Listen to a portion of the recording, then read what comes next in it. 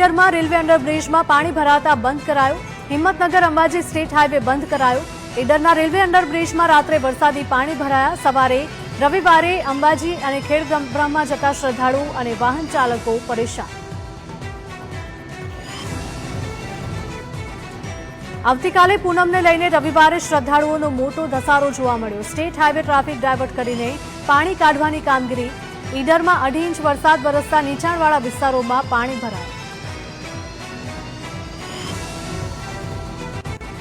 સુરત જિલ્લામાં કમોસમી વરસાદથી ખેડૂતોને મોટું નુકસાન। કેરી ખરી પડતા મોઢામાં આવેલો કોળિયો છીનવાયો। ઓલપાડ ઉમરપાડામાં ખેડૂતોને રાતા પાણીએ રોવાનો વારો। ખેડૂત અગ્રણી અને કોંગ્રેસ નેતા દ્વારા માંગ કરવામાં આવી। સરકારમાં રજૂઆત કરવા ખેડૂત આગેવાનોની બેઠક યોજાઈ। સર્વે કરી ખેડૂતોને યોગ્ય વળતર આપવા માંગ। અરવલ્લી જિલ્લામાં કમોસમી વરસાદને કારણે ભારે નુકસાન। ભિલોડામાં ગાજવીજ સાથે પડ્યો હતો કમોસમી વરસાદ। રીંટોડા, ધોલવાણી, મોહનપુર આ સહિતના વિસ્તારોમાં ભારે પવન ફૂંકાયો। પતરાના શેડ ઉડી ગયા અને મોટા ભાગના વૃક્ષો પણ ધરાશાયી।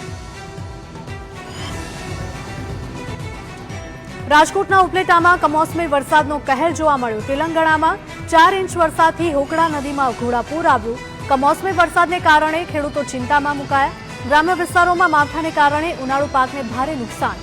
તલ, બાજરી, અડદ, જુવાર સહિતના પાકને નુકસાન। અમદાવાદના સિંધુભવન રોડ પર આવેલી તાજ હોટેલને બોમ્બથી ઉડાવવાની ધમકી મળી। પાકિસ્તાનના નંબર પરથી આવ્યો હતો ફોન। પોલીસ, બોમ્બ સ્ક્વોડ અને ડોગ સ્ક્વોડ સહિતની એજન્સીઓ દ્વારા સર્ચ કરવામાં આવ્યું। તપાસ દરમિયાન કોઈ શંકાસ્પદ વસ્તુ ન મળી। પોલીસે પાકિસ્તાની નંબર અંગે વધુ તપાસ શરૂ કરી। સુરતમાં માથાભારે સજ્જુ કોઠારી અને તેના ભાઈની ધરપકડનો કેસ।